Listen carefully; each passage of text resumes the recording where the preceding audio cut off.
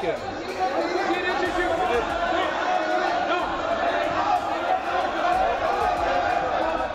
3 अप्रैल सुबह 2 बजे जब देश सो रहा था तब देश की संसद जोर शोर से चल रही थी। करीब 14 घंटे तक संसद में वक्फ विधेयक पर मैराथन चर्चा चलती रही। 2 अप्रैल दिन भर चलने वाली चर्चा 3 अप्रैल की सुबह तक चली। एक के बाद एक सांसद पक्ष या विरोध में बोले और अंत में वोटिंग कराकर इसे लोकसभा में पास करा ही लिया गया। लोकसभा के सभी सदस्य बिल पास होने के बाद घर का रुख करते उससे पहले कुछ ऐसा हुआ कि सब हैरान रह गए। यूनियन मिनिस्टर पार्लियामेंट्री अफेयर्स किरण रिजिजू खड़े हुए और स्पीकर ओम बिरला से एक खास रिक्वेस्ट कर दी। वक्फ से सीधा मणिपुर मामला स्विच हो गया। रिजिजू ने मणिपुर में राष्ट्रपति शासन के वैधानिक प्रस्ताव पर चर्चा के लिए अनुरोध किया।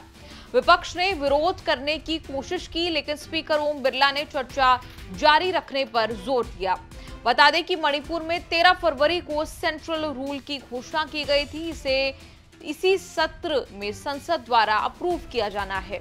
गृह मंत्री अमित शाह ने मणिपुर को लेकर रेजोल्यूशन मूव किया तो स्पीकर ओम बिरला ने चर्चा शुरू करने के लिए कांग्रेस सांसद शशि थरूर का रुख किया। थरूर हैरान नजर आए। विपक्षी सांसदों ने इतनी देर से चर्चा करने का विरोध किया। थरूर ने स्पीकर से पूछा कि क्या आप इस समय वाकई चर्चा करना चाहते हैं? कल सुबह चर्चा करते हैं।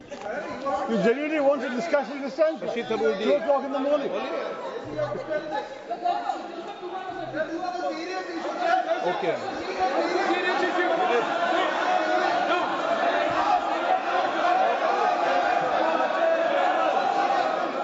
Let's do it tomorrow, sir.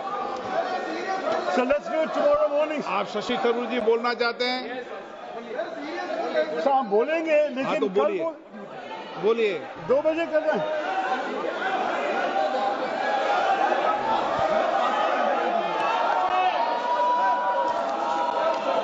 Sir, the house is not in order, sir. लेकिन स्पीकर ओम बिरला नहीं माने। थरूर ने भी बोलना शुरू कर दिया। थरूर ने कहा कि प्रेसिडेंट्स रूल सिर्फ तब लाया गया जब केंद्र को लगा कि एन बीरेन सिंह की बीजेपी सरकार अब जीवित नहीं रह पाएगी। थरूर ने पीएम के मणिपुर नहीं जाने को लेकर भी विरोध जताया। ये भी कहा कि प्रेसिडेंट्स रूल जरूरी है लेकिन पर्याप्त कंडीशन नहीं। गवर्नर को इसे जिम्मेदारी से निभाना होगा। Decision-making power has been shifted from locally elected representatives to the central government and the governor appointed by the central government. And that is a very onerous responsibility at a time when sadly our own Prime Minister has not gone to listen to the pain and trauma of the suffering people.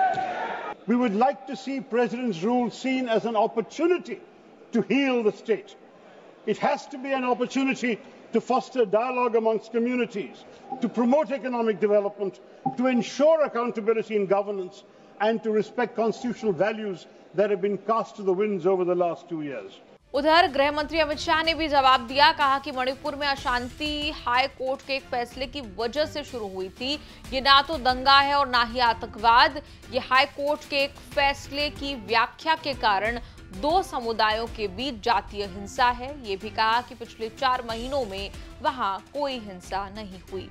Shah ने कहा कि 1997-98 में cookie पाइते संघर्ष हुआ था जिसमें 40,000 से ज्यादा लोग विस्थापित हुए, 352 लोग मारे गए। 93 में मैतई पंगल संघर्ष में 100 से ज्यादा लोग मारे गए थे और हिंसा 6 महीने तक जारी रही थी। ये घटनाएं इंडी गठबंधन के शासनकाल में हुई। तीनों वक्त आपके ही प्रधानमंत्री थे।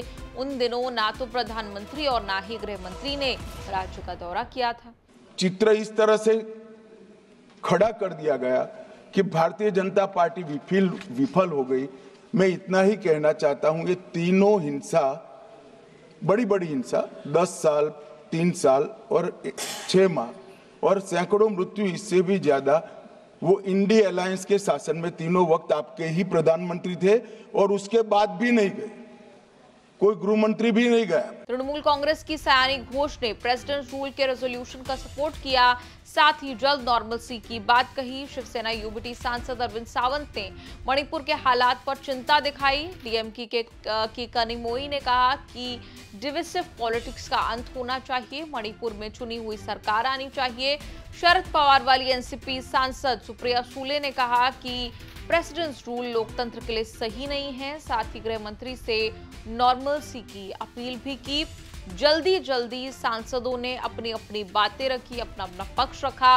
करीब 41 मिनट तक मणिपुर रेजोल्यूशन पर चलती रही। इसमें करीब 9 मिनट तक गृह मंत्री अमित शाह का जवाब भी शामिल था। सवाल उठते रहे कि इतनी देर रात अचानक मणिपुर पर चर्चा क्यों। 14 घंटे वक्फ पर चर्चा की, लेकिन मणिपुर के लिए सिर्फ 41 मिनट केवल क्यों दिए गए।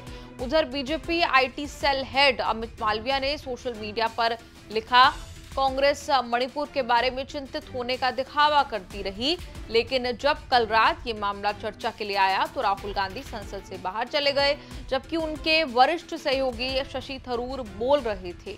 ये स्पष्ट है कि राहुल गांधी की मणिपुर में कोई वास्तविक रुचि नहीं है।